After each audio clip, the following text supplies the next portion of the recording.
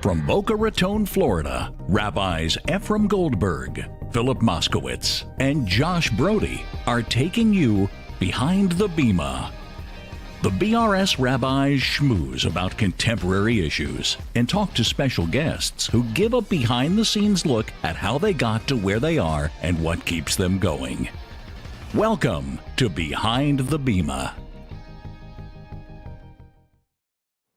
Good evening. Wednesday evening, 9 p.m. I'm Rabbi Ephraim Goldberg, joined by my dear friend, Rabbi Josh Brody, and we're here to take you behind the Bima. We're here to take you behind the Bima for a special edition. Also known as Brody. Also known as Brody. A special edition of Behind the Bima. We're going to talk about anti-Semitism, very much on our minds in the forefront right now, whether it's Kanye or Kyrie, or the comfort, the reaction to Ryan Terrell playing in a NBA game with the yarmulke. There's a lot of anti-Semitism and more comfort than ever. And we have the opportunity tonight to have two conversations about that. And that is with Meyers Leonard, NBA star, played 9 seasons, still trying to break back in, and we'll see him again in an NBA uniform hopefully sometime soon. We have a close personal relationship, you and I have formed with him, our community, and to learn from his story, his incident, and how he reacted in contrast to others. And our Jungreis, who we know had the great idea, T-shirts sat on the floor at a Brooklyn Nets game and got a lot of attention. So we'll be able to talk about that going forward. But, Rabbi Brody, as we sit here tonight, South Florida yet again facing the cone of uncertainty, some rain and some wind, some hurricane, a regular reminder by the Almighty, we're always in this cone of uncertainty. We don't know what will be and what is, and hopefully we're all staying safe and hunkering down, and this will pass without any severe damage or anybody suffering in any way. So thinking about and wishing all of our South Floridians a lot of good luck as the storm is raging right now around us. Yeah. But talk to me, what's going on with you? Still got power. So thank God we're still okay. For all of you around the world that are watching and you're concerned about how we're doing. We're still here. Might see a little flicker in and out, but we're safe. We're good. As the hurricane is raging around us, rain and winds, there's another hurricane happening in South Florida tonight. In the Doral, Art Scroll is celebrating a major monumental milestone, the completion of the Talmud Yerushalmi. And you think about what the world looked like before Art Scroll's translation of the Bavli. You remember the old red Sansino Gemaras? Yeah. You remember those? I tried in the 6th, 7th, and 8th grade. Yeah, more power, gratitude. Thank you, Sansino, for putting those out, but they were not English. I don't know what they were, and they were not a great introduction to a world of Torah study. And Art Scroll revolutionized and changed and opened up the entire Shas for the world. And they did that for Bavli. Now they're doing that for Yerushalmi. And there's a big event tonight, South Florida, and affected obviously by the storm, but hopefully going off of that a hitch nonetheless, and a real celebration and a big mazel tov to our friends over at Art Scroll. And it's really amazing. We're going to be going behind the Bima, please God, with them, with the lay and professional second generation making Art Scroll, doing great things. But a huge thank you and a mazel tov to them on this milestone. And I'm proud to announce, starting Monday night at Boca Raton Synagogue, we've got 3 Daf Yomis a day at BRS. Starting Monday, Yerushalmi Yomi every day. Amazing. Look at that. Stuart Silverman is teaching the Daf Yomi Yerushalmi every day. How long does it take to get through it? 5 years? I think it's 5 years, 5.5 years. Wow. But it's pretty extraordinary. So the winds and the rain around us, but there's also a big storm brewing of Torah learning and a storm brewing of good things happening. But tonight, really, the special edition is the storm brewing about anti-Semitism. You ever experienced it in your life? Yeah. I mean, when I was a kid, there was one time I remember, I think I brought it up once on the show here. We're coming home from Food Town in Elizabeth, and someone came after me with a skateboard. Right. They were chasing me. But I don't know. I mean, how do you know that was anti-Semitism? Maybe they just thought you're a dork. I'm just thinking about it now. I don't know if I was wearing a yarmulke. Maybe it wasn't anti-Semitism. You've always replayed that in your mind, like you're. Let me think right now. Did I have a yarmulke? You know what? Who knows? It could have just been that it was like a mugging. Could have just been. Could have just been an average mugging in Elizabeth. Yeah. But, there are outlier incidents in our lives. I actually remember on March of Living in Poland, somebody yelling something horrific at us. Last year, my family was on vacation when someone called one of our family members an ugly Jew. They're small. I don't know if there's such a thing as a small incident, but it just seems like it's more comfortable than ever now, and it's scary. So I'll tell you a message. I was in Auburn the other day, Auburn, Alabama. Not a whole lot of Jews. Auburn University, we gave an award and expressed our appreciation. Coach Bruce Pearl, who was a guest on Behind the Bima. If you have not seen that, you should watch that episode. He's wonderful. He and a great organization called Athletes for Israel took the Auburn team, an entire team, non-Jews. Actually, there's an Israeli kid on the team, but non-Jews, overwhelmingly African-American, to Israel, come back, loyal Israel advocates.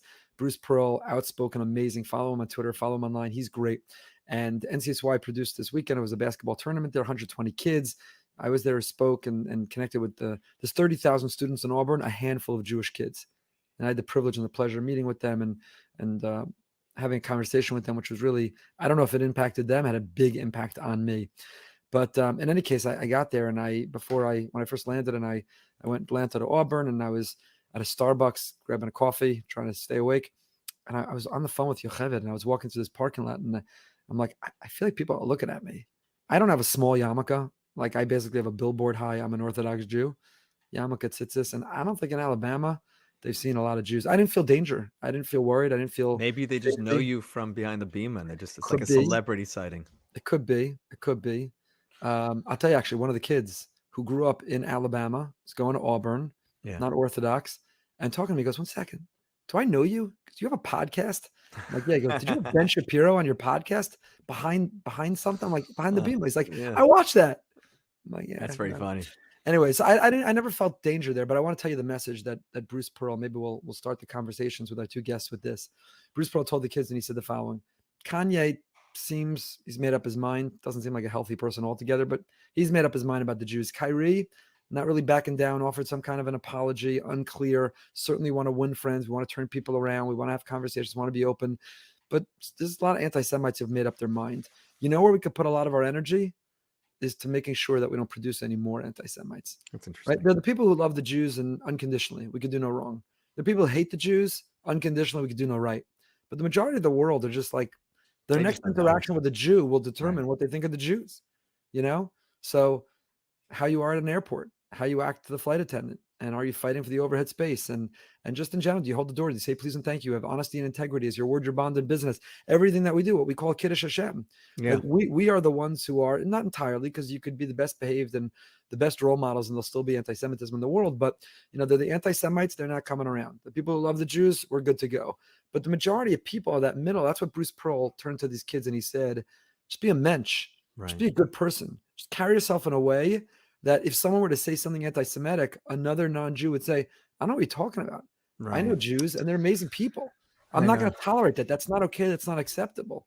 So sometimes you can't fight or stop or turn around the anti-Semite, but you can take that experience to channel it into preventing any further ones going forward. But what do you do in this case? Like I was in the airport the other day and I ended up seeing there was, let's just say it's a clearly visible Jewish family, right? Yeah. Now the gates are closing for this flight. They're paging the family. Now that could be that they had legitimate reason to be late. Who knows? But they're paging the family. The kids are running up ahead, but I'm telling you, the parents were not rushing.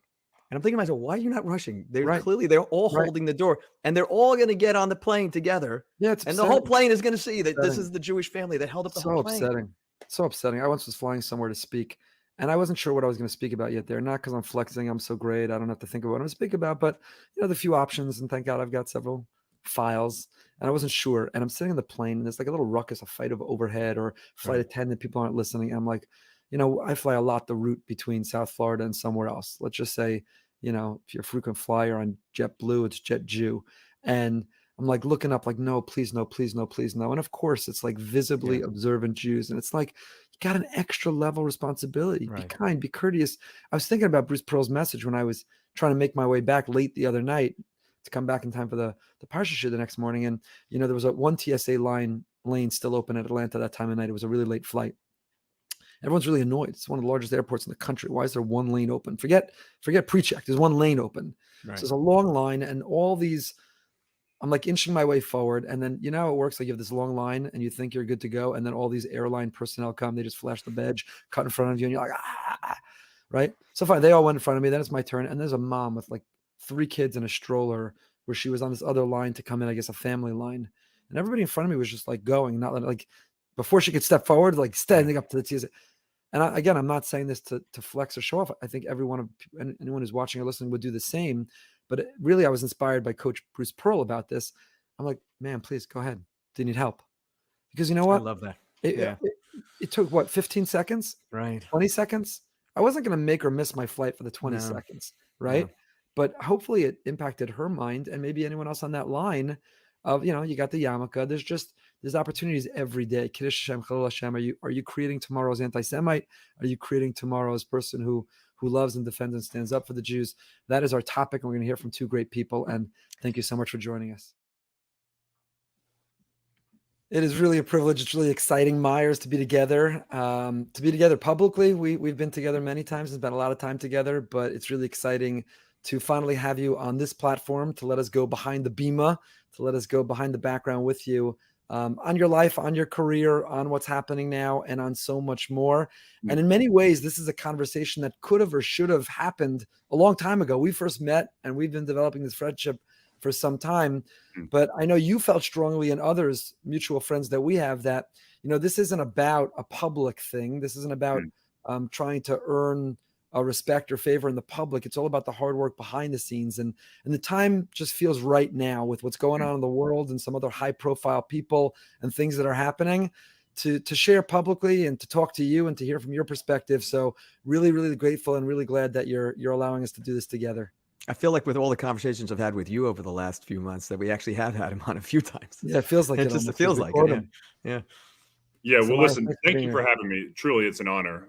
As you mentioned, there's a piece of me that has wanted to stay behind the scenes and not public facing, because it's not that it feels fraudulent or wrong to speak about everything I've kind of gone through, the learning process, the education, meeting with people like yourself face to face and learning from my mistake. I just don't want people to see this as like an attempt to, clear my name, or it's more so now that I get to sit here and speak with you guys, it's almost that we can just have an open conversation and you can speak somewhat on my behalf, because it is real. It is genuine. The face-to-face meetings at your home in plenty of different places, the basketball camp at BRS, all these things have been so amazing and so eye-opening and heartfelt for me that I've just learned so much and I've wanted to share. I just haven't had the right moment to honestly go full circle and piece it all together. So this is a really special opportunity for me to be on here with you guys today. And we're so glad. And I have to tell you that it's some of the articles, there hasn't been a lot, thank God, but even with the recent high profile issues that have gone on, anyone who even mentions your name, it breaks my heart, because it's so easy, whether it's on social media or whether it's the media themselves, to not really dive in, to not really know the people, to not really know what happened, to not really know what's happened since, and to just kind of try to pile on or link things together or make assumptions. And it's a lesson for life, not only in your particular case, but in general. It's so grossly unfair. Get to know people, develop a relationship, connect. And you and I did sort of right away after what happened. We're going to talk about that right now. And I'll never forget, it was in the heart of Corona. So I think the first time we connected was on Zoom. And I was really excited to meet you and to learn about what happened and to believe our mutual friend, Matthew, your sincerity. And I'll never forget, we started on Zoom and you were just overcome with emotion. There were no cameras on. Nobody was recording anything. There was no one watching or seeing. And you were crying. You were crying. Yeah. You felt so bad. It came straight from your heart. And in that moment, I saw right from my heart into yours, and I never had a doubt. And then, thank God we've been together in person many times, and we've developed that relationship, which has only reinforced that sincerity from the start and from the beginning. And you made that concerted effort, like you just said, not to take those public positions. And we quickly pivoted to just talk about life and lessons and forgiveness and forgiving ourselves. And there's so much more to talk about. But before we dive into that and the incident, I want to take one moment to bring someone on. This is a surprise to you. And that is, I want to welcome Matthew, who wanted to join us for a moment. My goodness. So Matthew Hiltziger was a previous guest of Behind the Bima. Matthew, thank you for making this connection with Meyers to begin with, and for being such a source of support and friendship, to both of us. And, from your perspective, Matthew, what do you have to say about this whole thing? Well, I think one of the best things that you learned, Meyers, is about community and about the relationships that exist within the Jewish community. And Rabbi Goldberg and I go way back with our parents, and who know each other for an extremely long time, and us having had our own time going on the bus together to school, and then maintaining the relationship that's there. And so when this happened, this is one of the people who I knew would be the best person for you to speak with, regardless of whether you were in Miami or anywhere else in the country. This is someone who cares, and that the first instinct is to say, great, how can we talk? How can we help? Not how can we judge? And to me, that's one of the most important things that's happened. And I think that because of how difficult things are in the world right now with anti-Semitism, there's a natural inclination for us as a Jewish community to get into defensive mode and to understand we have to protect ourselves, and we have to, which we do. But the best way to protect ourselves is to leave ourselves open to dialogue and conversation, and to make it clear to people that we want to have those discussions. I was dealing with something just recently where there was a college coach who, posted something, and when the university was thinking about how to deal with it, I just suggested to them that they please position things that they want this to be a safe place where people can be open and not afraid to say, look, maybe I don't know, but this is what I heard, and I'd love to learn about what the truth is. And this way, when they first read something or watch something, their first reaction isn't to assume it's true, but to say, hey, is there someone I can ask to find out more about this? And I think you've inspired a lot of people to do that. When we were in LA, Shall Have It runs a great basketball tournament for the high school kids, and we were out there last week. And when you came to see the games, just like you did last year, it was one of my favorite parts of it, besides my daughter hitting half-court shot at the buzzer that didn't win a game, was the fact that the parents and some of the kids went up to you afterwards and thanked you, that they knew enough from word of mouth in our community and from the few things you did of knowing you are truly a friend of ours, because you're someone who put in the time to learn about us. And in addition to Rabbi Goldberg and Rabbi Pinney and Chabad, and also you had this amazing thing at the Hillel at the University of Miami, where it wasn't just you explaining, and asking for forgiveness, but it was also you listening to the students there who talked about the anti-Semitic experiences that they had had, things that many of them had never spoken about, certainly not within a public forum at all.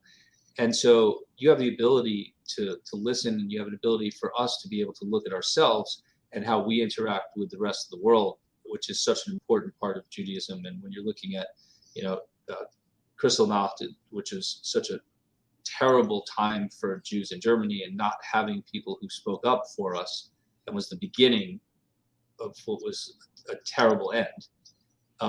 Now's the time where we need to be building relationships with other people and show that we care about their problems too. We care about the Black community and Latino community and other immigrants and Asian community and other types of hate, but we got to talk to each other. And if we have ignorant people within our own community, we should educate them and suggest others to talk to. And so with you, you're just that great example, and the friendship the two of you have has been something I've loved, and I'm grateful for. And it does show, and hopefully can inspire other people who may have moments of ignorance or hate or misinformation or whatever.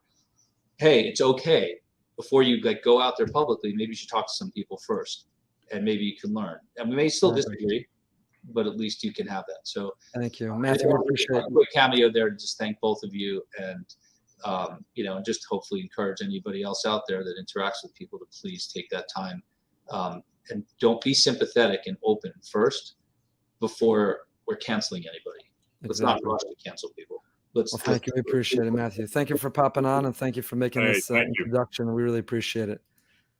Okay, so Meyers, let's dive into this, because unlike some very high-profile cases that are going on right now where people have certain ideologies or philosophies and there is something entrenched in them that's coming out, what happened with you was totally different, right? So take us back to it. And again, I don't want you to relive the pain of the moment, but we want to learn collectively from it. So here you're part of the gaming world, which I didn't really fully appreciate. I'm a big sports fan. I love going to games. I love watching people play sports. I didn't even know that there's an audience to watch people game. I didn't even appreciate that. And I know in the gaming world, you get pretty intense and involved in it. And while that was happening, you said something, you repeated something you maybe had once heard without even knowing what it meant. And that was it. From that moment, the sky crashed down. So talk to us about what happened. Okay, so first I'd like to start just by saying sorry to anybody who is listening to this. Rabbi Ephraim, I've sat in front of you plenty of times and, apologized and just poured my heart out to you. And it's been very difficult. It's been a little over a year and a half, but the healing that I've felt from the community and yourself and many, many others is something that I'll never forget and I'll cherish forever. But going back to the incident itself, I had a moment of extreme ignorance, in a heated gaming situation. Frankly, unfortunately, the language can be pretty vile and vulgar in general in the gaming community. In fact, I did a research project with people who specifically look into this, and it's something north of 80% people have heard, some sort of hatred towards them, regardless of race, religion, whatever it may be. So it can get bad, but there's also good sides of it. But the point is I made a really, really big mistake, and it crushed me to my soul, really. And it was a very hard thing to realize.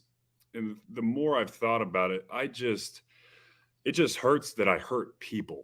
I think anybody who has spent any amount of time around me fully realizes that I love all people, regardless of race, religion, whatever it may be, Muslim, Christian, Jewish, white, black, doesn't matter to me. Because I needed love growing up. I lost my father when I was young, so on and so forth. And so that's something I've always tried to pour my heart and soul into anybody I've met, really. And so I knew the first thing I needed to do was look in the mirror and say to myself, holy smokes, you made a big mistake and you need to go fix this immediately. And so I've never been one for confrontation or difficult conversations. Frankly, I've always tried to pivot away from those situations. And that wasn't what I needed to do in this moment. And you brought this up earlier in the fact of,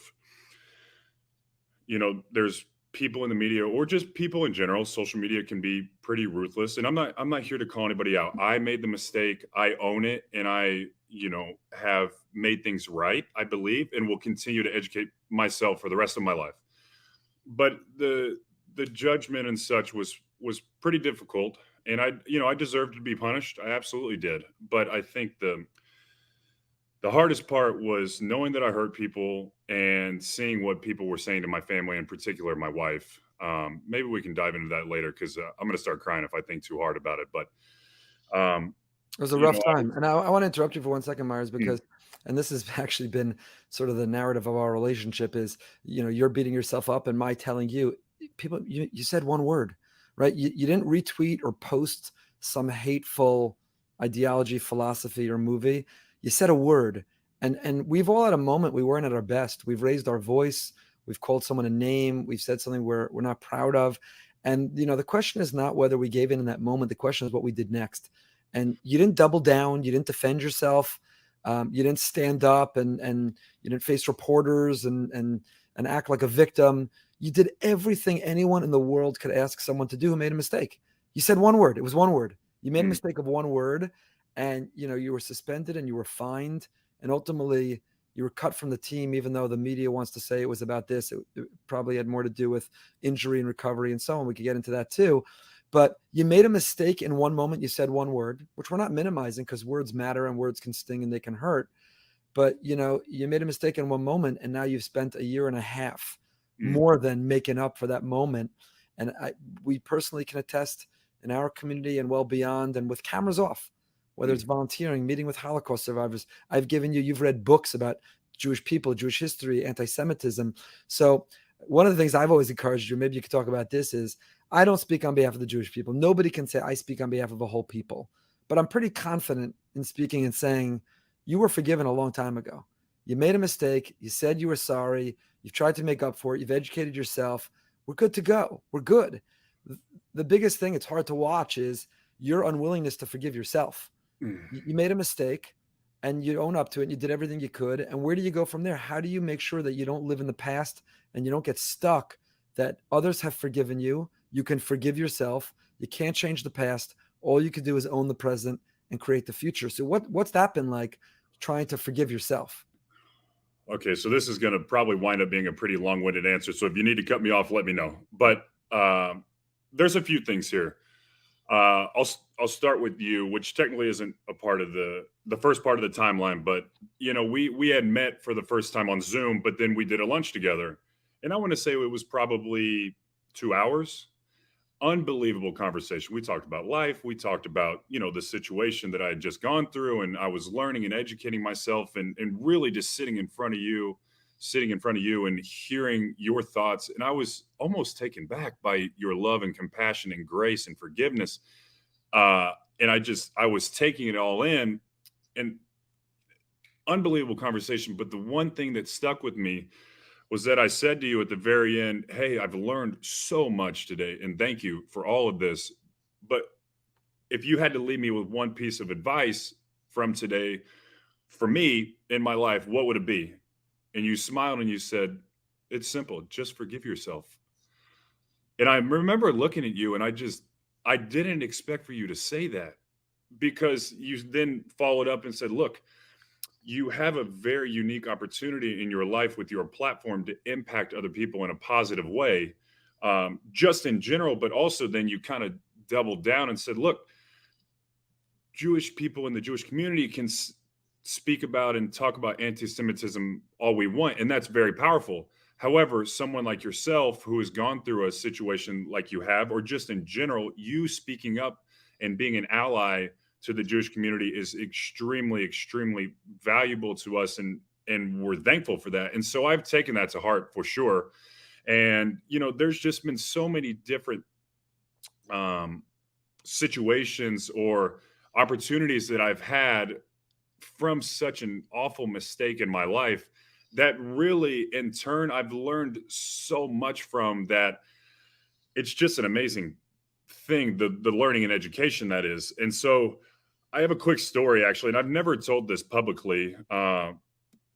Every time I'd go to Toronto, I would never have anybody to give tickets to, but come my 5th year, a teammate of mine had introduced me to a man named Shuli, who is a Jewish man, and he and his son love basketball. So they had always come to our games. My teammate had given him tickets and post-game passes. Well, my teammate ended up getting traded, so Shuli and I stayed connected. And every time then I'd go to Toronto for 3 or 4 straight years then. I'd given him tickets, met with him after, and it was just a real, genuine relationship. Just them loving basketball, seeing me as, just a normal guy who loves people. And I'll never forget the last time I played in Toronto. It was his son's bar mitzvah coming up. So I signed a pair of game-worn shoes and gave them to him. And he was, incredibly thankful and very happy. And so the day that everything went down with me, my world was flipped upside down. I didn't know where to turn. I didn't know what was going to happen. And I remember getting a text from Shuli, and it said, hey, Meyers, I want you to know, I know the man that you are.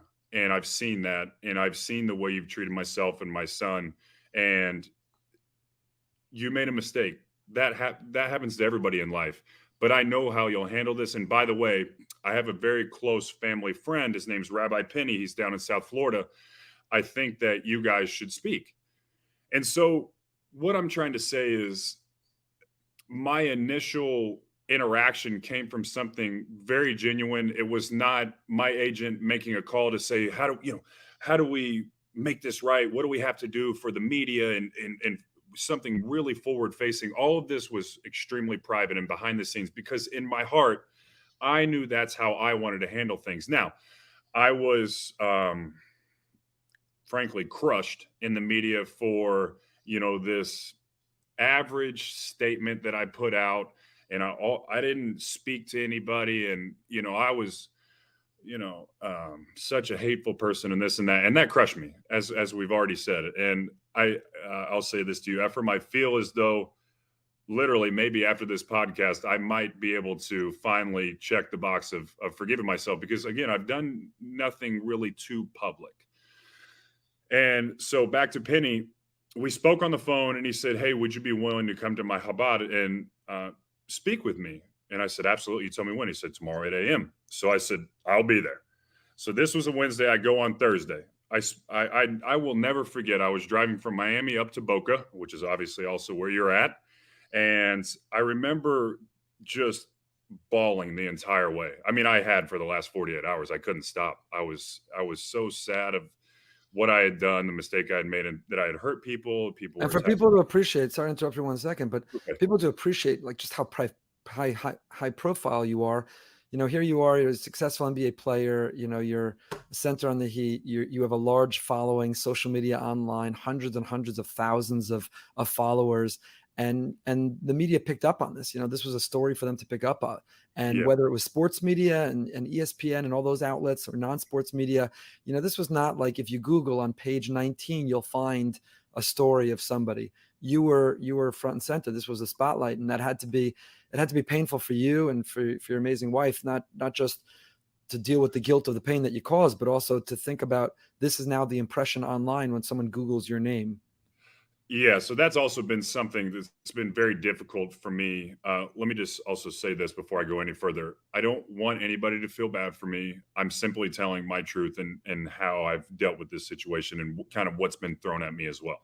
So the hardest thing for me, again, was that I hurt people and my wife and family were attacked, but also that, I finally got over the, oh, Meyers Leonard stinks at basketball or this or that. Like that used to hurt, but if I played in the NBA for 9 years, clearly I'm doing something right. The hard part for me, as well as these other things, was that now people were attacking and judging my character, which it was soul crushing because I have done my absolute best in the Portland community because I was there for 7 years, in Miami, and everywhere I go, to just love people and to give back, whether it be with my time, my knowledge, maybe, the young basketball players, here's how I've done things. And maybe this is why I've been successful. And so that was really, really difficult to know that seemingly the whole world saw me make a mistake and that it was just time to, crush myself and my family. But I don't want people to feel bad for that. I deserve to be punished, but let me spin back to Penny for a second. So I remember pulling up to the Chabad, and about 5 minutes prior, actually, I had said to myself, like, Meyers, you got to put yourself together. Go in there and be yourself, be a strong man, and just speak from your heart. So I was able to barely to put myself together. And I remember pulling in, and Penny was standing there just outside the front door.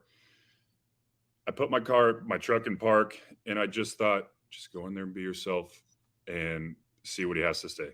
Because I didn't know where the conversation was going to go. I hadn't really had much of a conversation with him other than on the phone, and he invited me to the Chabad. So we go into his office, and I had cried for a vast majority of the time because I was just so sorry. I couldn't believe that I had hurt people and made such a ridiculous mistake. And it didn't take but about 5 minutes for Penny to stop me. He said, may I just tell you something, please? And I said, yeah. He said, Meyers, you're a good man with a good heart in your chest. You made a mistake. And while words do hurt, just like yourself, Ephraim, I'm willing to help you through this process, and we will make this right. And you will impact more people on the back end of this than maybe some of this negativity that's coming out right now. And again, similarly to what you have said, Ephraim, he said, this didn't happen to you, this happened for you. Now, that was a really hard thing for me to try to break down in the moment, but it all makes so much sense now. I'm so much more educated and aware, less ignorant, and have just been able to learn so much over these last 18 plus months. And so, Penny and I kept going and going, and it ended up, finally the tears slowed down at least a little bit. And he said to me, have you ever heard of Shabbat dinner? And I said, kind of. And see, this is the thing. It's so hard for me to admit that I was just ignorant. And, that's a part of life. I grew up in a really small town. There weren't many Jewish folks. There weren't a lot of African-American folks. Doesn't make us bad people. It just, we're blue collar community. Wake up, work as hard as we can, put food on the table, love our family, go to sleep, do it all over again. And so that it's just so frustrating to me that I was so unaware, but that's part of life. And, I needed to learn, somehow, some way, this is all going to continue to make sense. Maybe in fatherhood, it'll make more sense as I teach Liam about life and about, difficult things that happen and mistakes. So, I said, well, not really. I haven't really heard of Shabbat dinner, but could you tell me about it? He said, yes. And he broke it all down. And he said, would you come to my house tomorrow night? So I also have to say that same day, about the same time that I went to the Chabad, I had to fly my wife back to Illinois because we had 24 hour security outside our house. People were threatening to, rape and murder my wife continuously for the better part of a year. Sadly, same goes for me, some of my close friends and family. And honestly, I've had to talk behind the scenes about this so much. Normally I'd be pouring tears because it's so it's so sad. upsetting. It's so unacceptable. It's so unacceptable. It's the worst of what the online world is, that people can spew their vile. I'll invite a bunch of people from the community, kids that look up to you, that love basketball. I'll invite some elders, and my whole family will be there. I said, okay. I will never forget. I pulled up 655 to his community. We get into his house about 7. We go through just an amazing dinner, conversation, listening to some of the kids speak, about their experiences. I listened to a man named Michael speak about being born in a German DP camp, and all these different things. And I remember looking at the clock when I left. It was 12:14 a.m. So it was a very, very long night, but one that I will never forget. To see the love from the Jewish community in such quick time after everything had happened, I was almost in shock. I almost didn't understand. I remember you came to my house a couple of times. You had to duck. You had to duck in every doorway. We'll get to that because I want to talk about other things, because this is only one part of your life. This is not who you are. But I'll never forget. You come and I said, let's go out for lunch, because you were like, I can't be in public in the Jewish community. They're gonna hate me. They're gonna take revenge against me. They're gonna never accept me. You're an outlier that you keep saying you forgive me. It was a mistake. I said, great, let's go have lunch. And we went to go have lunch. And it was a miserable lunch for me, because the whole lunch, people are coming over to get your autograph, take a picture with you, hang out with you. You don't exactly blend in when you're 7'1" walking into a Jewish restaurant. Rabbi Brody could fit in one of your sneakers, I think. So you don't exactly blend in. And the whole lunch, and I remember that was for you a big game changer, because I remember when you left that lunch, you were like, wow, I didn't expect that. And that's what you deserve to feel. And that's why there's a lot more to talk about with you and to learn from you. I want to talk about some of those things. This is one part of your life, and this is a piece of your life. And now it's informing your life going forward. You've become a friend, an advocate, and that same large platform, which drew all the negativity because of the one mistake, is the same large platform that you're using to spread light and do good things, and that God has put you in this position for. And so it's really, you're a case study. And that's maybe the last question on this before we talk about so much more is, I think, and that's why I was excited to finally have this public conversation, and you're agreeing to do it, because I've wanted you to do it. And you're like, no, everything I do is behind the scenes. It's sincere. It's authentic. It's real. It's not for the cameras. It's not to win favor with anyone. But now was the time. And you, to me, are the case study. I said it before, right? You made a mistake. You said one word, and right away you owned it. You've educated, you've given, you've been generous, you're doing all that. What would your message be? Let's not talk about specific people, but we know who they are. We know issues that are going on in the world. And maybe it's not them. Maybe it's a member of the Jewish community who says one word or the wrong thing, or was ignorant about another people. What would your message to them be about how do you react? How do you come back? What do you need to do? What's the responsible thing? First and foremost, to admit your mistake and to be sorry for it. That's one of the biggest things I learned from Teshuvah, was to look inward and realize, man, I made a big mistake. I need to go make this right. I need to feel bad about this, and I need to go educate myself. And so, again, difficult conversations were always hard for me. And sitting in front of you, Ephraim, or anybody in the Jewish community was very, very hard at first, but it's something I knew I needed to do. I needed to heal what I had done. I needed to educate myself and become more aware just in general of how powerful words and how hurtful they can be. And in general, just to have a better understanding and knowledge about different people, different backgrounds, different walks of life. And that I think it's almost normal for us to want to be afraid of that and push back and say, no, this isn't what it is. And that's why I never went on camera. That's why I never wanted to make anything public facing, because I didn't want people to say, oh, he's just saying that because he's trying to get out of this. No.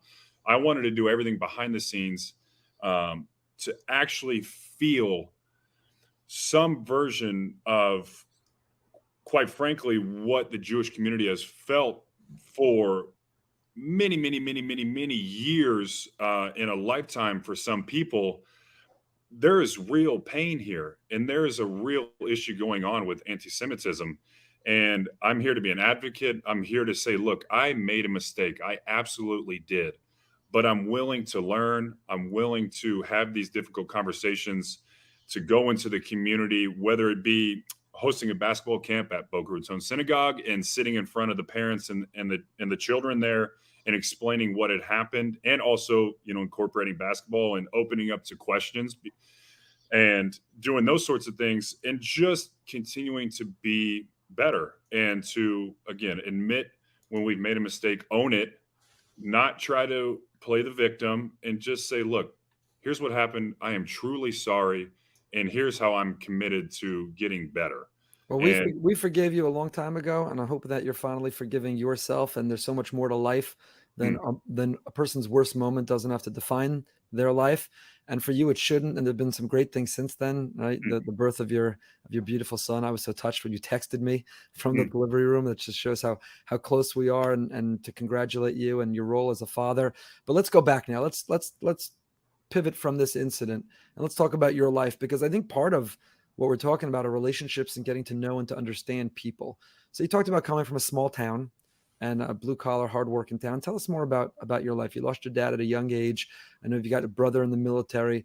Give us a little bit more behind Meyers, your big heart, your life, and including even when 7'1", that's like a giant. How tall were you in 8th grade? When did you know you weren't going to be an average height? And when did you decide, I'm going to leverage that in basketball? Give us a little behind the scenes. Tell us about Meyers. This is great. Thank you for this opportunity. So I come from a small town called Robinson, Illinois. It's right on the border of Illinois and Indiana. About 7,000 people. A vast majority of people either work at the big oil refinery called Marathon, or we actually have a Hershey plant there. Which, by the way, the whole town does literally smell like chocolate here and there when they're doing a big manufacturing run. But anyways, I wouldn't change where I come from for anything. As I've been in bigger cities and been exposed to all different parts of life and, fast-paced this and that, I love where I come from. I really do. I grew up, my father passed when I was 6, my brother was 8. And as I've gone, frankly, to therapy and have learned about, how we grow up and our traumatic experiences, some of our emotions, I never understood why I was always so hurt deep down.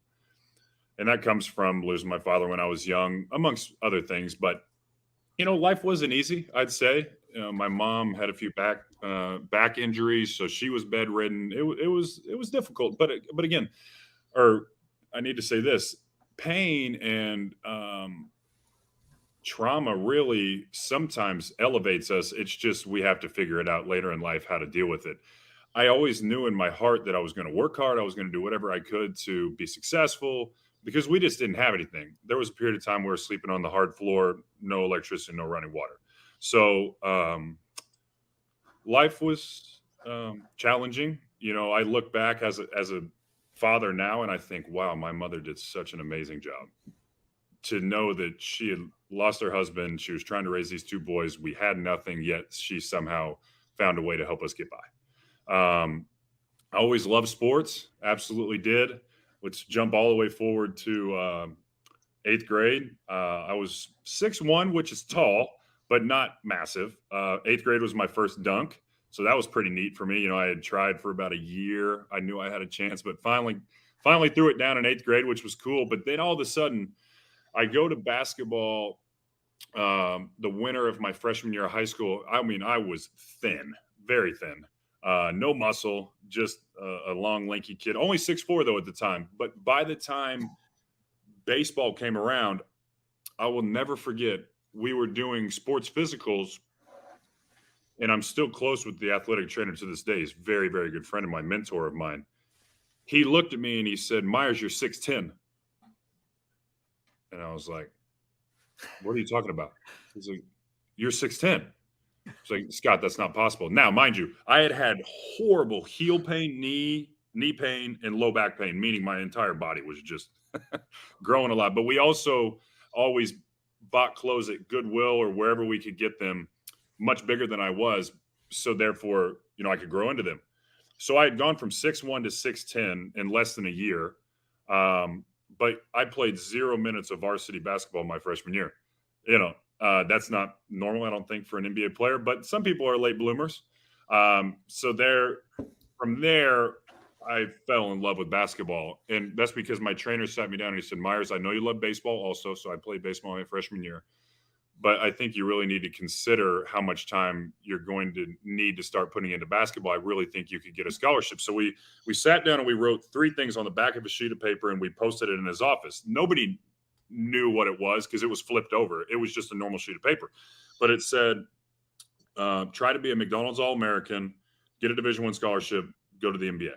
Wow. Fortunately, I only got 2 out of the 3. I was 1 or 2 guys kind of left out right on the cusp of making the McDonald's game. But the point is in my head, I knew for my sophomore year moving forward that I would work as hard as I possibly could because we didn't have money to send me to college. And so if I could get a scholarship, then I'd be at least somewhat set up for life. And so I ended up committing between my sophomore and junior year to University of Illinois. I had been recruited by just about everybody in the country. I'll never forget. I mean, it was hundreds of pieces of mail a day. And I was like, holy smokes, I guess these people really want me. That felt pretty cool, because I'm a guy that needs positive affirmation. I need to be boosted up. I need love. I know that. That's just who I am. And so, I was already committed, so I knew where I was going, and it was just an amazing time in my life. We wound up winning a state championship my senior year of high school, which was an amazing, amazing time for my friends and I, because we had a pretty athletic group for a small town. And in 5th grade, this is a true story. We were just starting to play AAU basketball together. I think we could sense that we had a good group, and we said, one day we got to win a state championship together, and we sure did. And that's a true story. So then I go to University of Illinois my freshman year. I didn't play much. I was a top 20 recruit in the country. Maybe a little cocky, probably. And I hate to admit that, but it's true. I was young and dumb and, thought I was Mr. Big Shot on campus and whatever. And I got humbled. I didn't play much. I didn't play well when I did, to be totally honest. But then, as God will have it, I met the woman of my dreams. I met Ellie, my wife. And something inside of me sparked from that moment on. So from my freshman year to my sophomore year, I ended up playing on USA basketball team, playing really well. I was in the best shape of my life. I come back, do some version of dominate my second year, and then all of a sudden I was going to the NBA. Do you want me to keep going, or do we need to? Yeah, keep going. Great. Okay. So play well USA basketball, come back sophomore year. Like I said, play well. Ellie and I have been dating for almost a year now. And that was a hard decision, by the way. I'll never forget the night I told her that I was thinking about going to the NBA because I think it's the right timing. I want to be able to take care of my family, but I'm afraid to lose you because I could see into the future in a way. I would say I have very traditional kind of ideology, I don't know, around having a family, finding the woman for me and settling down someday. And so I was scared because I knew this is also a true story. The first time I ever saw my wife, I said to my teammate, I'm going to marry that woman. Who is that? And sure enough, here we are. But so I get drafted after my sophomore year, 11th by the Portland Trailblazers. I was only a young 20-year-old at the time. Admittedly a little raw, had a decent jump shot, pretty athletic, but definitely was adjusting to the speed of the game. My minutes were up and down and up and down and up and down. I ended up playing 7 years in Portland, which was amazing. My wife and I got married there. I feel like we grew up kind of in the city of Portland. So it was also a good transition because it's not a huge city. And so going from small town Robinson to Champaign, which is actually 40,000 undergrad, but still an average size city, to Portland, which is a bigger city, then all of a sudden, boom, I go to Miami for 2 years, for years 8 and 9 of my NBA career. So honestly, it's been a blur, but there's been so many amazing experiences. Obviously, in between all of that, I had, some pretty fun games, obviously, throughout my career, some that people point to. West Conference Finals, I had 30 points and 12 rebounds against the Warriors. That was kind of the one that actually put me on the map, so to speak. And man, it's honestly hard to put into words what it feels like to go from just being a normal kid in a small town who worked hard, wanted to try to get by, got a scholarship, and then all of a sudden I started working even harder because I was like, wow, wait a minute, I can make money playing this game. My family, and another big piece of that, while I think of it, was taking care of my mother while also knowing like, I don't want to leave my wife, but also my brother was in the military. He was about to have his first kid. And I'm like, I don't want him to have to go back for his third tour at Afghanistan because he was on his second at the time. So I could keep going a million different directions. But the point is I've been so blessed. I'm so thankful for all the opportunities that have been put in front of me. And frankly, the mistake will always be a thorn in my side. And I know you didn't want me to come back to this, but it was such a learning experience. And I've just developed such an amazing relationship and love for the Jewish community. And that is the absolute truth that will last the rest of my life.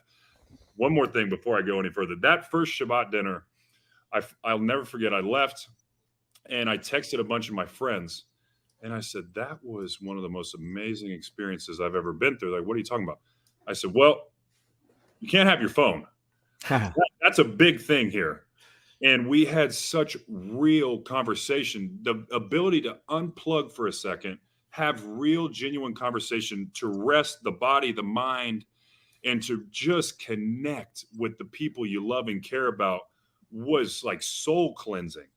And I said, we all could use some of this in some way. It was just, I just remember, what's the word? I don't know, cleansed, purified. It was truly incredible. So I've just had so many amazing experiences as it pertains to all of this. So what powerful messages. Wow. Okay, here's the question. Myers, who's got a better outside shot, you or your wife? Okay. Threes and beyond, me. Mid-range and trick shots and right and left hand and this and that, absolutely my wife. Backwards. And I'll tell a quick 30-second story. My wife actually turned me down 3 times in college. After I saw her for the first time, I said to my teammate, I don't have the courage to go ask her for a number. Will you do it? She said, no, I'm not into athletes. And I was like, ooh, that stings a little bit. Yeah. So I ended up getting her number. And we texted back and forth here and there, not much because she wasn't interested. She's like, I'm not interested in athletes. I'm never going to date you, so on and so forth. So I asked her 3 different times, would you go to, the student hall to have a meal? Would you go out to dinner with me? No. Finally, the 4th time, I said to her, look, I just give me a chance. I'm not trying to press too far forward, but I genuinely believe, we could be something. I mean that. And so we went and shot hoops. She said, fine, I'll go shoot hoops with you. So in my head, I'm thinking, all right, good. I got a good jump shot. I have no money, so I couldn't really pay for dinner anyways. But this is a perfect scenario for me. So we probably shot for a good 2 hours. And we played, we just did 5 shots at 5 spots to start from the mid-range. So 25 total. The corner, the elbow, the top, the corner, the elbow in the other corner. I went first because she kind of forced me to, because I think in her head she knew she was going to surprise me. I make 22 out of 25, pretty good number. She shoots, she makes 23, and I'm thinking to myself, what in the world have I gotten myself into? So we did that, and then we ended up talking for another 3 hours. We just sat on the floor, spoke to each other, and learned about where we come from, our families, and this and that, and the rest was kind of history. I think at that point she knew that I was just I guess a humble guy that loves his family, wants to take care of people, And so I'm so fortunate to have that woman by my side, because that really struck me when we met also, because I doubt that there are a whole lot of NBA veteran 9-year players who are married to their childhood sweetheart or college sweetheart, and that their marriage is strong and lasting and faithful, and they have a family unit and family values and traditional. I think that says a whole lot about you also. It's amazing. I'm again very fortunate. I said to her, actually, this is probably about a month ago now, because I've had a lot of time to self-reflect. As I mentioned, I've told you this. I went to therapy because I wanted to better understand my emotions from the incident and why I couldn't forgive myself, but also just in general, I was a pretty insecure guy. I really have been. And I've told plenty of people this: money just masked everything. Anytime something went wrong in my life, I just buy a cool house, buy something for my family, buy a nice car. And I always just say it was just like a Band-Aid on a wound, and eventually it would just get ripped off. And anytime something, not bad, but something wouldn't go right in my life, I just find myself so emotional and not able to, keep track of my strength and confidence. And so, there's the therapy has been so key for me in looking inward. But oh my gosh, what was I going to say? Oh my goodness, what did you bring up? I apologize. This happens. No, that's all right. We're going on and on. Now I have to remember what I brought up. Oh, being a tribute. How many NBA players have long-standing marriages? Oh, life on the road. What life on the road must be like, and travel and opportunity and. Yeah. So quickly, I said to her, "Why in the world did you stay with me?" She said, "What are you talking about?" And I said, "Honey, I made a big mistake. Like, people attacked you like ruthlessly, relentlessly for almost a year, and I'm not a perfect husband. I've certainly done my best to take care of you and love you and, take care of my family, your family, and everything in between." She said, "Meyers, you just made a mistake. Like, I see you every day. I know your heart. I know who you are. I know that now I see you as a father. Nobody's perfect. I haven't been a perfect wife. You haven't been a perfect husband. Will we continue to grow together? And, frankly, the NBA is tough. It really is. The 5 love languages I learned about many years ago. My wife's number one is quality time. So that is her as a human being. Now, me being on the road all the time, that's difficult. So now we come back to gaming quickly.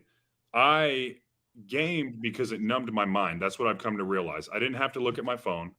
I didn't have to think about all these people. Now, things change when you go to the NBA. You make a lot of money. People start coming out of the woodwork. That's the truth. And it's hard. It has destroyed many, many meaningful relationships in my life. And it's very sad to admit, but it's the truth. And so I realized then I was numbing my mind, but I wasn't present with my wife, who deserved my time when I was home. And so that's, again, to double down kind of against myself a little bit. I'm just so thankful that I had a strong woman by my side who was able to see that who I was and what I was certainly going to become as I learned and matured was where I'm at now, and then where I will continue to go. And so that's been hard, but going on the road is not easy, especially now, God willing, if I'm able to go back to the NBA, which we'll talk about here soon. I'm getting close, I believe.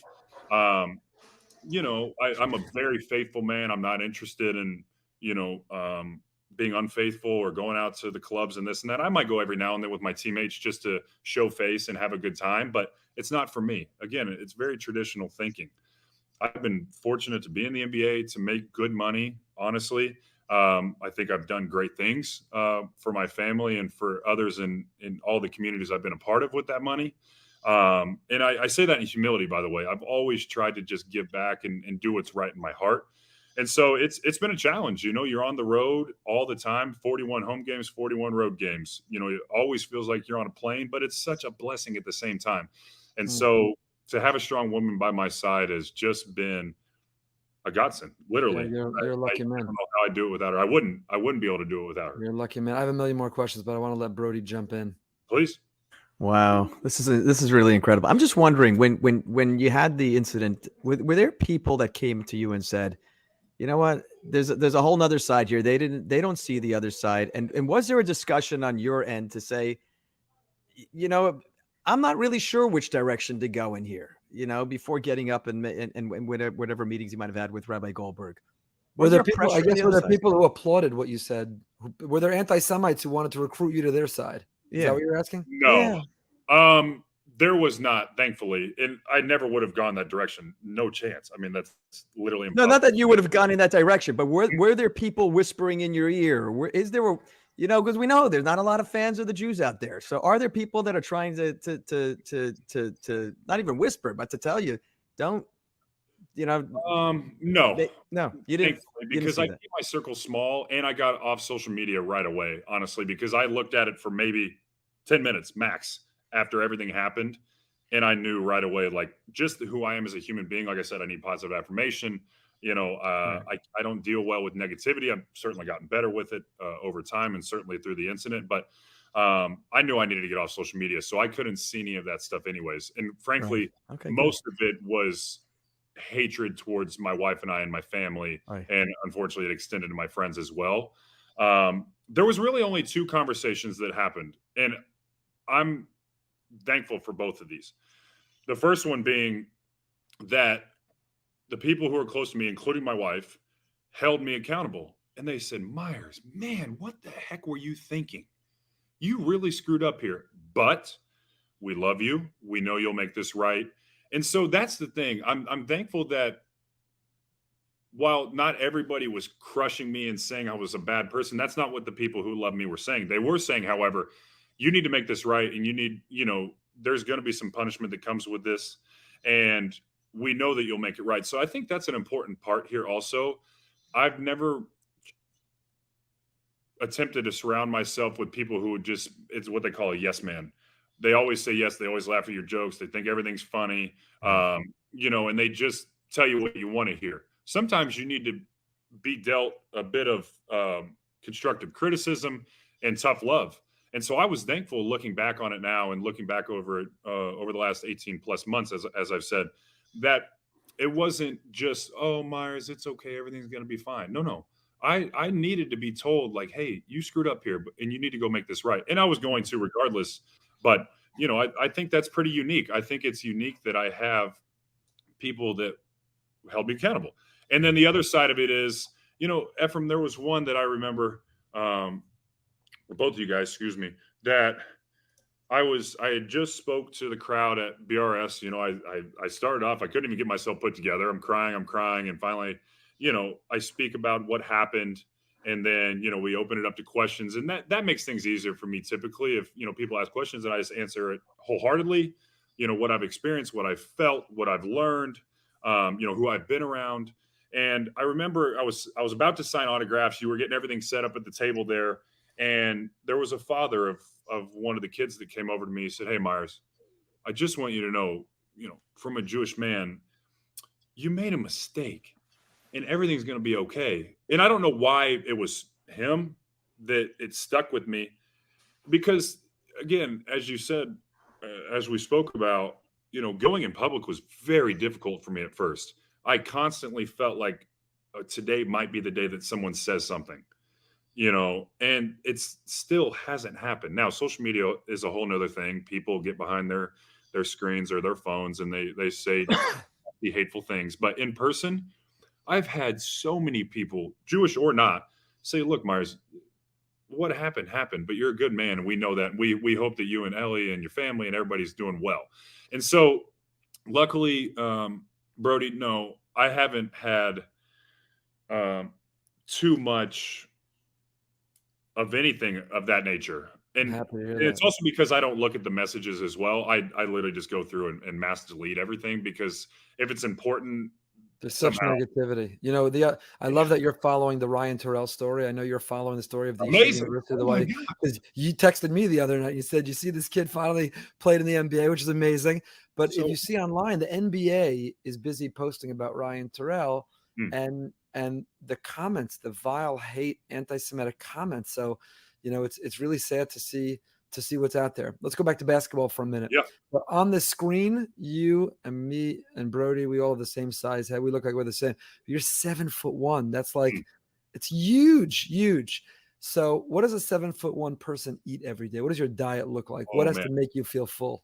So let me just say that, again, I say all these things in humility, because you never know how someone's going to take something these days. I have to be a pro's pro to stay in the NBA. What I mean by that is I have to eat right. I have to sleep right. Hydration, um, my extra conditioning in the weight room, whatever it may be. I know that I have to be fully dialed in across all aspects of my life to remain an NBA player. Now, I've been blessed with the height, certainly with the touch to shoot, but that also came from many, many, many, many, many hours in the gym. So for my diet specifically, I eat roughly 4,800 to 5,000 calories a day, all of which are healthy typically. Sometimes you get a cheat meal here and there, but not often. I'll wake up and I'll have a smoothie before I go to my workout, which is a couple scoops of protein, banana, strawberries, almond butter. When I get done, I come home immediately. I have 6 eggs and oatmeal. Everyone always looks at me like 6 eggs. That's nothing. I mean, it's very easy. About 2 hours later, then I'll have my first lunch, which is 6 to 8 ounces of chicken, vegetables, and rice or sweet potato. 2 hours later, I'll have the same exact thing. 2 hours later, then I'll have another protein shake. And then at dinner, I typically eat about 1 pound of flesh is what my nutritionist calls it. But it's normally 8 ounces of steak or chicken and 8 ounces of salmon and vegetables. So it's like a second job. It really is. But I know that in order to have kind of fully functioning energy and clean energy, this is what I have to do. It also helps me sleep. I had, some sleep apnea stuff going on earlier in my career. So it's just been, frankly, amazing. Again, I go back to like all the experiences, good, bad, everything in between in my life, whether it be about basketball or, just life period. Everything just built, as you guys know, it just increases your maturity level and what you now know moving forward. And so I wouldn't change any of my pain or my struggles or this or that, because it builds your who you are. Who you are. What about the exercise? Talk about exercise. You still doing a lot of weightlifting, or you have the muscles you need? You use cardio. How many hours a day are you shooting as a big man? I think is it correct to say you have the highest 3-point percentage of anyone 7 feet or over in the NBA? Is that accurate? I do believe that's true. Yeah, in NBA history, I think. Yeah. So I'm hopeful to get back in because I'm a big numbers guy. I think I'm maybe like 39.8. And they say you're an elite 3-point shooter if you're 40 and above, which I've done for the last 4 years. It's just the years prior, I had a rocky start to the season or whatever. And so my percentage isn't exactly where I want it to be. So, I mean, it's pretty grueling. Let me just say, so February of 21, I had my second shoulder surgery, which this thing is good to go, fully intact, able to move weight and do whatever I need to in the weight room, on the court, etc. March, unfortunately, of 21 was the incident. And then in April, I actually had an ankle surgery, and it was just supposed to be a simple clean out and this and that. But unfortunately, we had a little bit of a hiccup in surgery and we had nerve damage. So I've always said to people, I guess I don't understand nerve damage. If you get hurt, you just go to PT or whatever, you work hard and everything gets better. Well, I came to LA in July of that year, which is now over a year and change ago, thinking I'll just do 2-3 months of rehab like I always do, train hard and everything's gonna be fine. I'll go back to the NBA. Well, I just wasn't getting better. And I'm like, what the heck is going on here? And come to find out after literally 7 MRIs, because I thought maybe it was a botched surgery. Maybe they screwed up one of the ligaments. Something is not right. I went to a doctor and he said, has anyone said anything about nerve damage? And I was like, heavens no. He's like, I want to send you to my nerve specialist who I know here in LA. I think you maybe have something more serious going on. And so that was true. Unfortunately, I had the nerve. Basically, it runs behind from your back down your leg, and then it splits off into 2 nerves in your lower leg.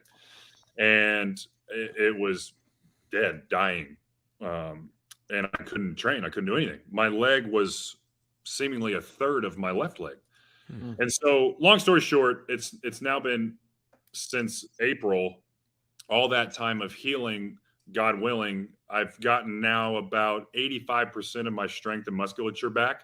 And she expects, the nerve specialist, for me to get about 95% of it back. So I'll be honest, it's been a pretty grueling process. It's very, very, very difficult to go through a nerve injury. Also, when I was going through I guess you'd say the dark days of, beating myself down and everything because of everything that had happened, sadly, I've never admitted this either. I was drinking too much, which is not normal for me. I wasn't sleeping. I wasn't eating anywhere near what I normally would. I was in a dark place, and my body was a wreck. It was an absolute wreck. So some coming back from that has been difficult, but I think it's going to make it that much sweeter on the other side of this, which is now.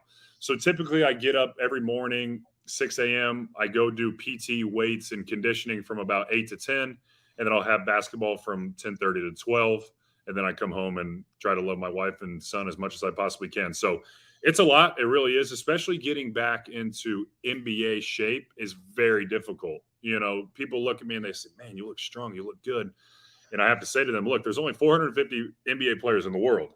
So the difference between me being healthy and me being NBA ready are two totally different things. And so it's a grind. It really is every day. Today's an off day, but it'll be rehab. Normally I'd get a massage, keep my food clean, try to get as much sleep as I can. So it's a very focused time. We're going to see you back. We're going to see you back in the NBA. I believe so. I won't mention any team names right now, but there's 3 or 4 teams that are very interested, and I'm thankful for that.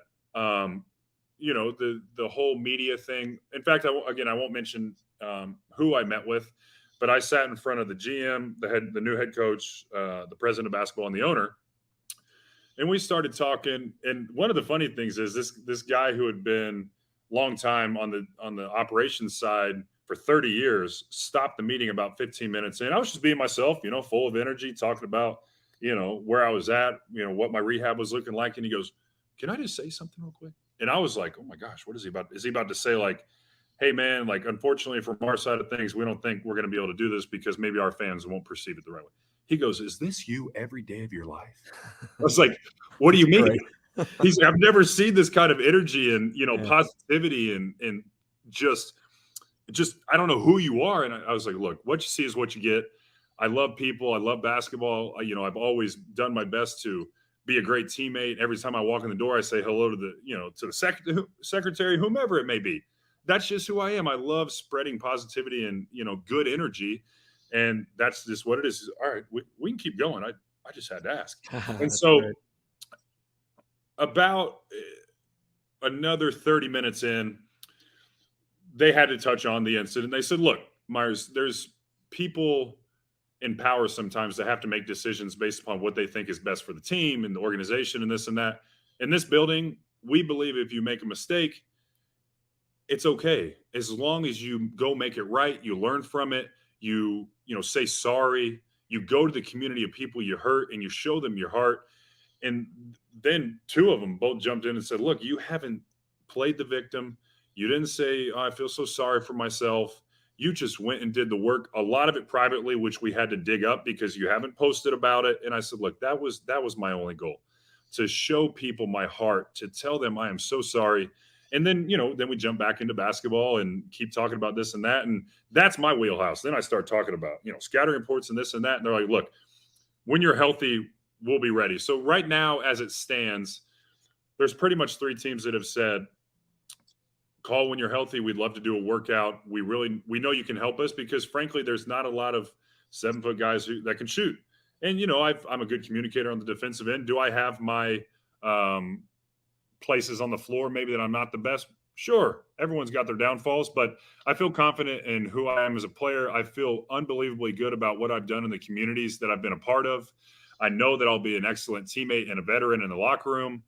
And most importantly, I just always say when I walk through those doors, I'm going to be the best human being I can be, and I'm going to work as hard as I can. Because when I leave, there's not a lot anybody can say if Meyers missed shots today or he didn't have a great – so what? They know that the next day I'm going to bring the same positivity. I'm going to try to impact the young guys.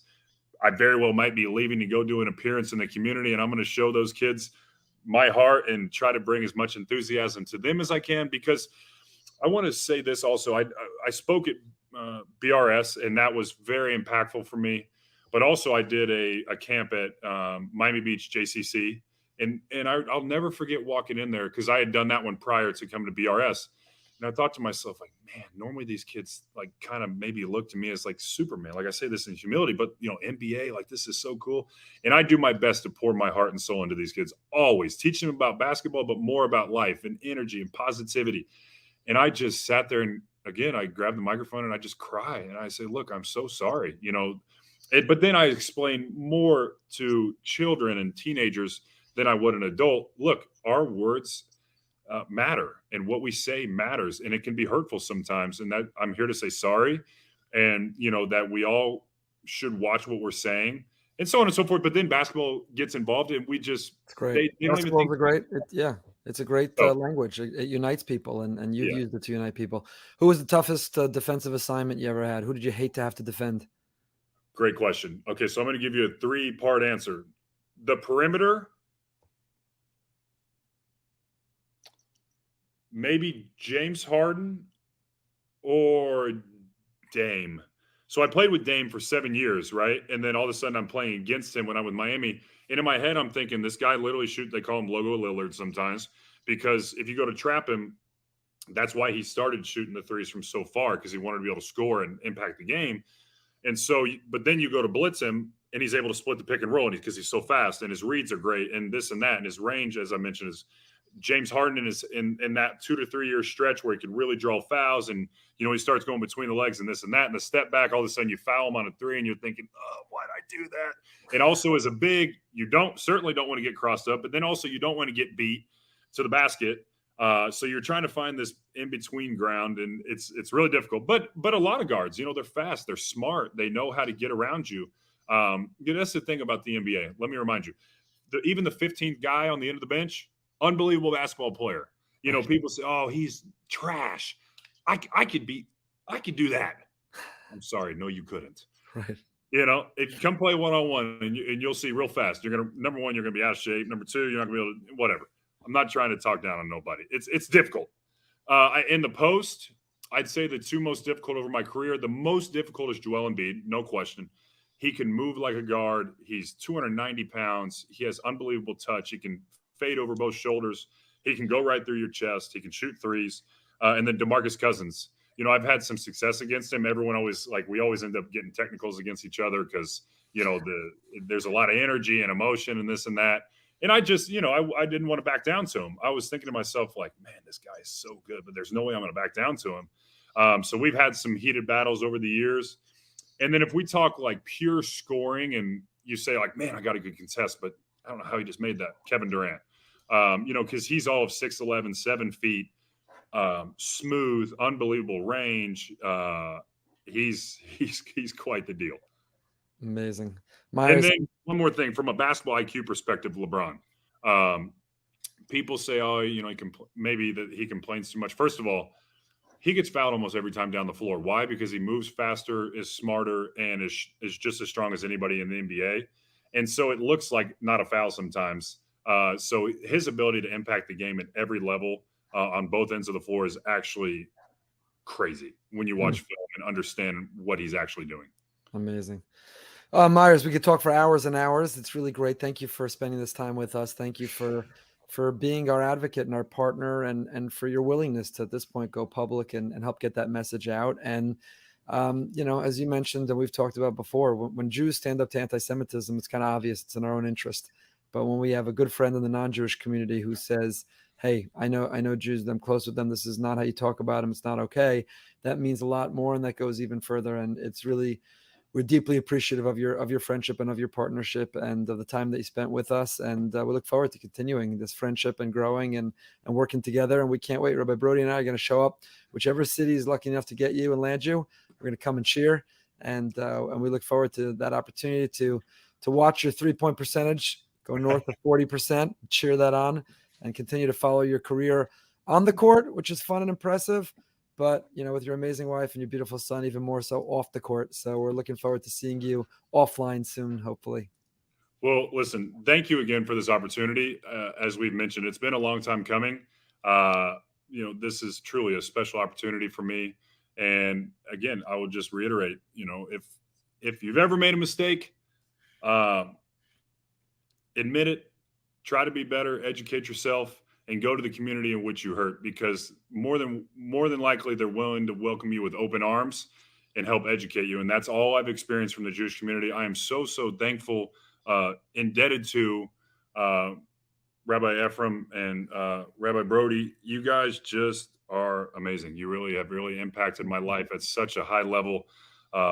And the grace, compassion, and love has just been felt deep in my heart. And I will reciprocate that also from my wife, because things haven't always been easy over the last 18 months, but you most certainly have made it easier for us. You've shined a light on, forgiveness and so many things that I desperately needed in my life. And I'm so glad to have learned from you and will continue to learn from you. And so I don't want to keep babbling. This is such an amazing experience. Thank you, guys. We thank you. Thank you so much. We'll be in touch soon, Meyers. Sounds good. Okay, we are joined by my dear friend and frankly, mishpacha, Ari Jungreis. We have the incredible privilege of sharing a mechutin. My son-in-law's brother, Andrew, is married to Michal, the amazing Michal, Ari's daughter. And Ari, it's great to be together. I took such pride, such nachas, when, first of all, I was a little bit bitter that I wasn't invited to the courtside seat. But when I got past that, and I saw all the attention that it was getting, that you brilliantly and creatively turned your family into human billboards and used those floor seats in the Brooklyn Nets to say, hey, we got to stop anti-Semitism. We're going to confront. We're going to call out. We all can become activists and we can make a difference. I had such nachas. I really swelled with pride. First of all, your Yiddish cup, what a smart thing it was to do. Your courage and your willingness to do it. And most importantly, the difference that it made. Ari, was amazing. The Kyrie people were talking about, but you kept that conversation going. And what you did brought it to the forefront. ESPN analysts had to talk about it. New York Post had to talk about it. So tell us a little bit about, where'd you get that idea? How'd you make it happen? Did you have any reservations and think maybe it wouldn't work? It could backfire in some way? Give us some behind the Bima on that decision. No. So first of all, I had no reservations about how it would work. I knew it would be great. Unfortunately, I was talking to a friend of mine, Brian Haim, and he was the one who was telling us at the time that he thought it would be a great idea. And I agreed with him. We were at a wedding. We wanted to do something that would not be loud, but the fans and the refs and the coaches and frankly the players would see, and management saw. And it was a protest, but it was a very dignified protest. And we're still reaching out. We'd love to, have Kyrie make amends with us, with the community. Hopefully, it was just a big misunderstanding, but we are Net fans and we love the team. Did you love the Nets when they were in New Jersey or only when they moved to New York, by the way? Definitely more when they moved to Brooklyn. But look, we're very, very happy what happened, but we also want Kyrie and, frankly, the Nets management to bring him back. And hopefully we could understand together how we can work together and teach love of Jews. And we don't want to be in any fights with any people. I love that. And I know you and I know your heart. I've come to know your heart, and it is very special. And I think you emanate that in your business life and in all of your life. So let's talk about that, right? The goal of wearing those T-shirts, the cynic might say that the Jungreis family had their 15 minutes of fame. They were all over. I know you well enough. People who know that's not what it was about. It would have been much easier to sit back and enjoy the game and not get that attention. So what was it about? Was the goal, hey, get him suspended, get him fired, get him canceled, get his contracts ended with the endorsements? Or was the goal that, after the game, he'd say, let's grab a beer and talk this out. You got my attention. What's the goal with, if not this Kyrie, the next Kyrie? And what we're seeing now is this comfort level and a culture where people are not afraid to express or tweet or post things that are really offensive. What do you think our goal should be with them? The goal is definitely to have unity, definitely not to spread more hate. I think a lot of hate is spread by misinformation and misunderstanding the people or the race, etc.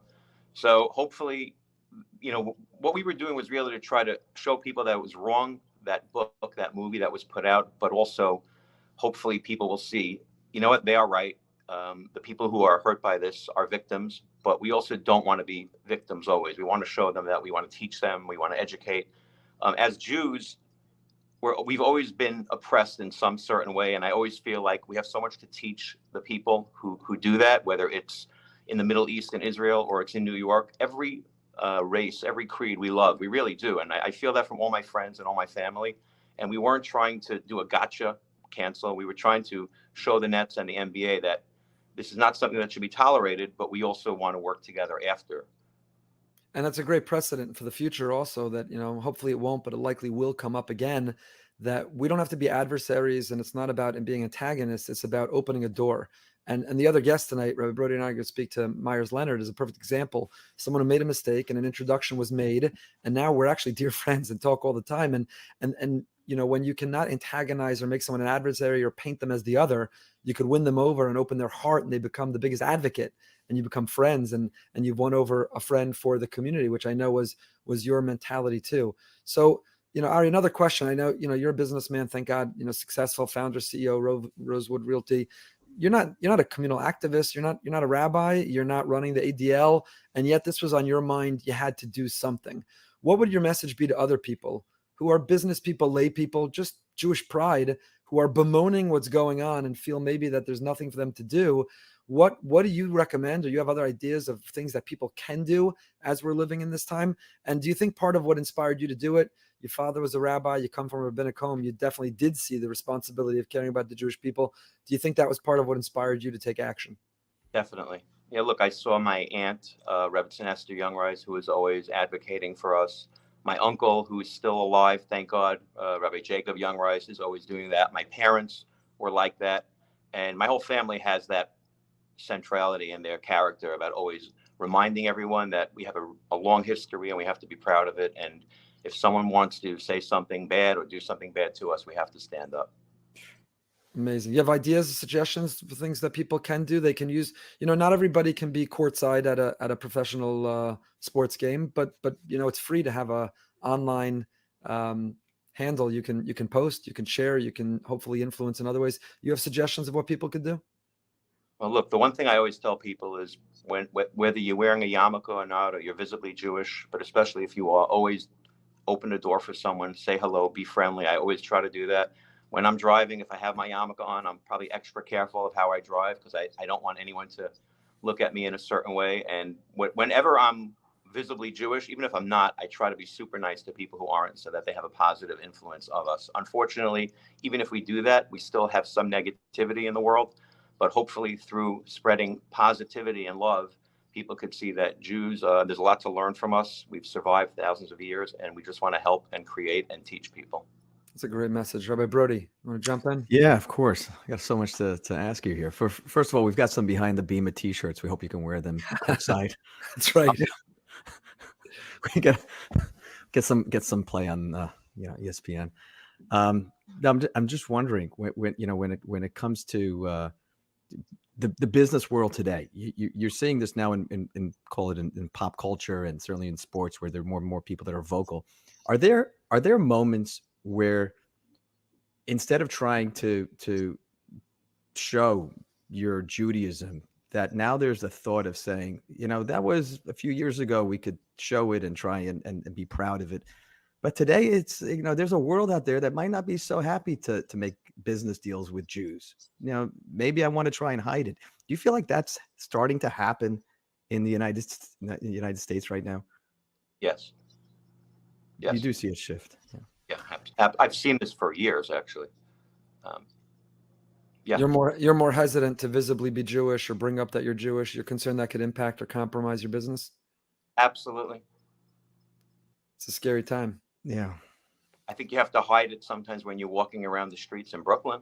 That's unfortunately true. You see how many people have gotten beaten up. By the way, people are getting beaten up in the streets in Crown Heights and in Williamsburg. No one's even taking their wallets. They're just punching someone in the face who has a beard.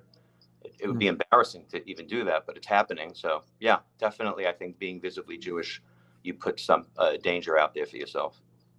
Yeah. It's scary. Yeah. I was just dropping a package off at the local UPS store, and I was on the phone with another, with someone about a website, and the website has the word Jewish in it. I'm thinking to myself, oh no, are they going to give me a hard time right now? I never used to think like that, but now all of a sudden, they're going to get rid of my package because they said I walked in, I was wearing tzitzis. They're going to just throw it in the side. Now, obviously, they're probably not. This is Boca and it's half Jewish, but why are we thinking like this now? I don't think we're there yet. And I'm curious what you both think, but I want to give people the benefit of the doubt. We have to live lives with our eyes open and be concerned and advocate and fight. But at the same time, understand that I think most people are good people. And, we don't want to be overly sort of paranoid or paint people in a bad light either. We got to find that happy medium between being realists and being smart about how we do things and standing up and fighting anti-Semitism, but also being proud Jews, unabashedly proud Jews, non-defensive Jews. And in a world that's, fighting bigotry and racism for every other form of hate, we've got to demand of people to also treat us that way in business and elsewhere.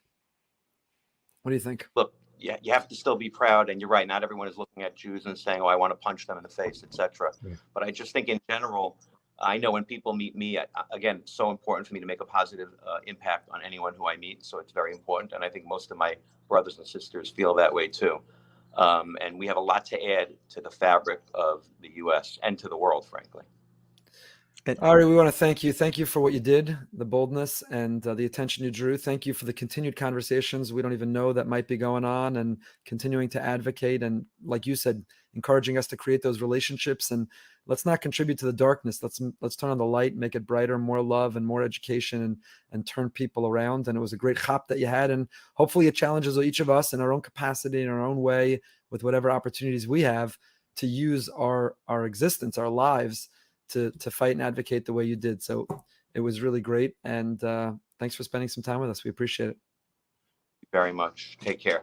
All right. Rabbi Brody, or should I call you Brody? Brody, 2 great conversations. Ari, real leader, advocate, creatively doing what he can, inspires all of us. And then Meyers. We could have talked to Meyers for hours and hours. He's just a great guy, and he's really a great communicator. And he's just a great guy. He's a big heart, and I'm happy that everyone else gets to see it. And he's a good guy. He's a great guy. Maybe to dispel some stereotypes we have about athletes, about NBA players, about somebody that you read in the newspaper who made a mistake. When you actually meet and hear and get into the heart of a good guy, you realize someone's a good guy. Right. He's got a great voice for radio. I see a podcast coming maybe with the rabbi and the basketball player. Yeah, how come you look like you have an amazing tan and I look like it's so funny because I'm like whiter than white. It's just the lighting here. What's going on? You look like you just came out of the sun. There's a hurricane outside and you've got a sunburn, and I look like I've been living in a cave for the last 20 years. Yeah. We need to really improve. We got our budget for hair and makeup for lighting. Right. Lighting, hair, and makeup. Anyway, a lot to think about anti-Semitism, both from the perspective of someone who made a mistake. Are we forgiving? Do we grant forgiveness? Do we make room? And from whom do we have to ask forgiveness? A lot of Jews who grew up in a lot of homes that believed or believe in stereotypes or certain biases or use certain slang or lingo. From whom do we need to ask forgiveness? How do we need to educate ourselves? And how can we be forgiving of those who deserve it? And how do we make sure that we're using the term anti-Semitism correctly? Only when it's deserved, and really leaving the opening to make some friends and have some conversations, I think is really, really important. So. Yeah, no, I was just at the GA, General Assembly of the Jewish Federations North America in Chicago, and they had many, many different lectures and breakout sessions about anti-Semitism. And one thing that came up a lot was when we are actually successful in bringing someone to justice, whatever that means, that they own up for what they've done, and maybe they'll get canceled, let's just say, or whatever happens to them. One of the challenges is that there's a whole nother line of questioning that comes up, and that's, look, they really are in charge. Look, everything we were telling you is another true. Friend of ours. We'll speak in code, but another friend of ours, a person who's been a guest on Behind the Bima, has been in a terrible conundrum. Someone who works for him has been taking the wrong positions and having the wrong take on things in a very public way. A lot of people are angry at him. He should fire her. It's not simple. It's not simple. When you sit in that chair, it's not simple to make these decisions, because on the one hand, you want to exercise your power when it's important, and you want to stop or cancel the people who really deserve it. On the other hand, you don't want to contribute or compound or you make it a lot worse. Yeah, make it worse. So you have to be roes hanolad. You have to be looking out and understanding what are the consequences, what's the impact, how will this be understood, how will it be twisted, and maybe doing nothing is a terrible decision, but maybe it's the best of bad decisions that can be made. These aren't simple decisions that have to happen. But these, I don't think you or I thought in our lifetime we would once again be convening in boardrooms to talk about how do we define anti-Semitism, who should be canceled, how do we use our power and our voice, why is there this rise, people being beat up. Ari Jungreis talked about, Jew gets beat up in the streets of New York, no one takes their wallet. It used to be you got beat up because they take your wallet. Now you're getting beaten up just because for being a Jew. So there's a lot to think about, a lot to digest, a lot to continue to talk about. We thank you for being with us. And until next time, stay happy, stay healthy.